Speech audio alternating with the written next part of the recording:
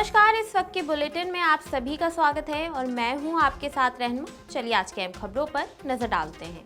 दिल्ली की सीएम का ऐलान हो गया है। रेखा गुप्ता दिल्ली की नई सीएम होंगी। रामलीला मैदान में आज शपथ ग्रहण समारोह दोपहर 12 बजे से शुरू होगा। दिल्ली के उपराज्यपाल सीएम पद की शपथ दिलाएंगे।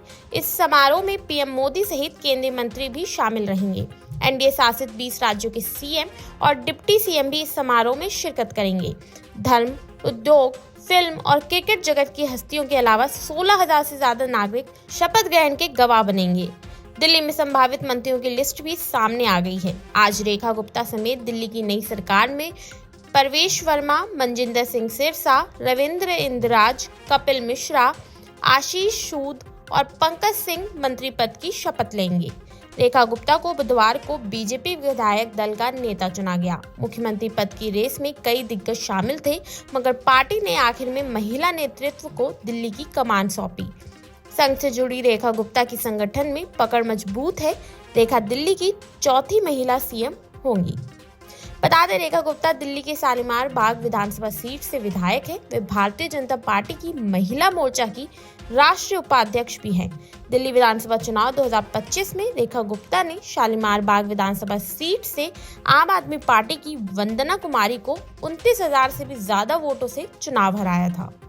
दिल्ली के लिए दो प्राथमिकताएं हैं। नहीं, जीवन में कभी नहीं ऐसा सोचा था।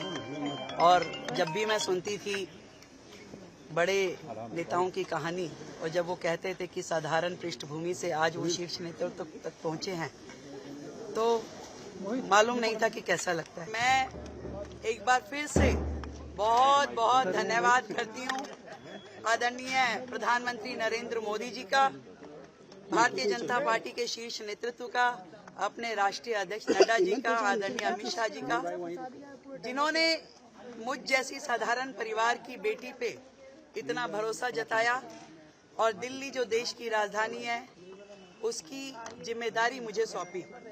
निश्चित रूप में मैं अपनी पूरी क्षमताओं के साथ, पूरी ताकत के साथ, ईमानदारी के साथ में उस जिम्मेदारी को निभाऊंगा।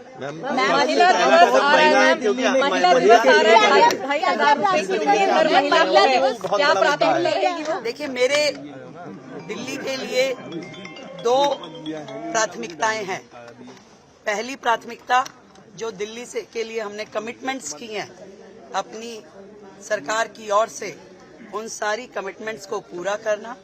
दूसरा, आदरणीय प्रधानमंत्री नरेंद्र मोदी जी ने जो दिल्ली के लिए विजन दिया है, उस विजन को साकार करने में टीम मोदी बन के हमारे 48 के 48 विधायकगण काम करेंगे और टाइम बाउंड तरीके से एक एक कमिटमेंट जो हमने जनता से की है उसे पूरा किया जाएगा। आपको शुभकामनाएं भेजी हैं। आतिशी, अरविंद केजरीवाल सब ने आपको शुभकामनाएं दी हैं। मुख्यमंत्री बनेंगी? नहीं, जीवन में कभी नहीं ऐसा सोचा था। और जब भी मैं सुनती थी बड़े नेताओं की कहानी और जब वो कहते थे कि साधारण पृष्ठभूमि से आज वो शीर्ष नेतृत्व तक पहुंचे हैं, तो मालूम नहीं था कि कैसा लगता है। पर आज दिल्ली की मुख्यमंत्री के रूप में जिम्मेदारी पा करके मैं समझ पा रही हूँ कि भारतीय जनता पार्टी में नरेंद्र मोदी जी हैं तो मुमकिन है।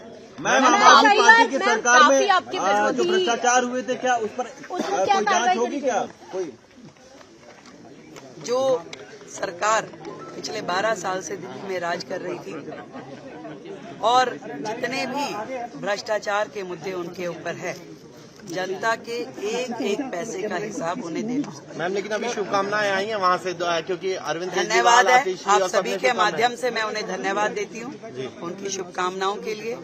दिल्ली के हित में वो सब काम करें तो बहुत अच्छा होगा।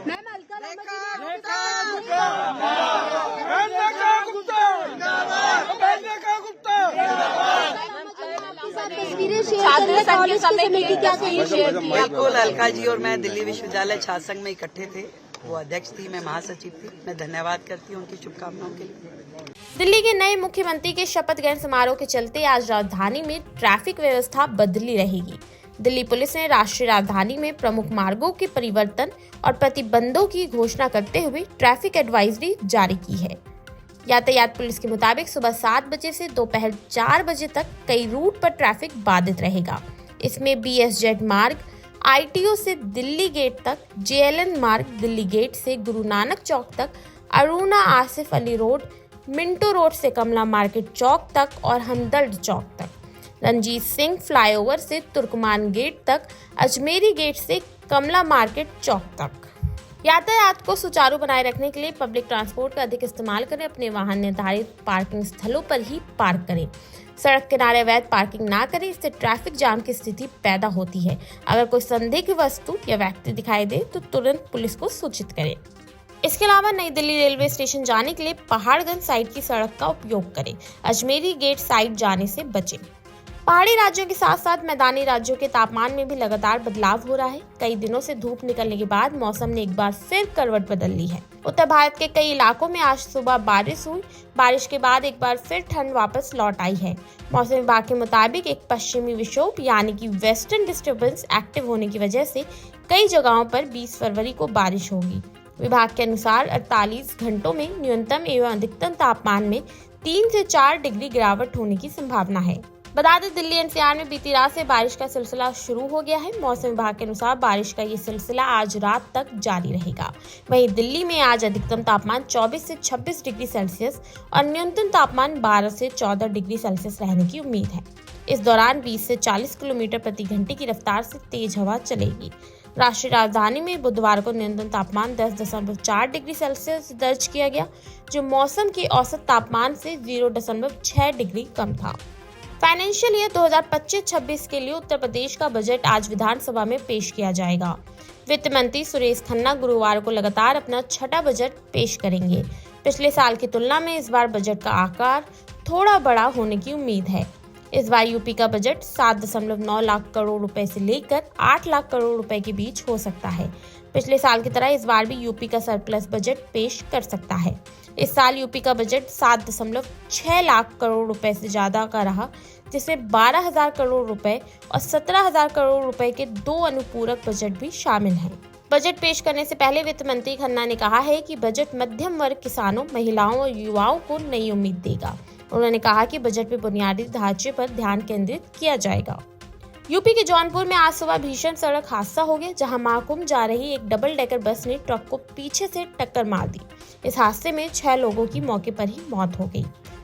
बताया जा रहा है कि यह हादसा जौनपुर के बदलापुर थाना क्षेत्र के सरोखनपुर में हुआ, जहां श्रद्धालुओं से भरी double decker bus Prayagraj Mahakumbh जा रही थी।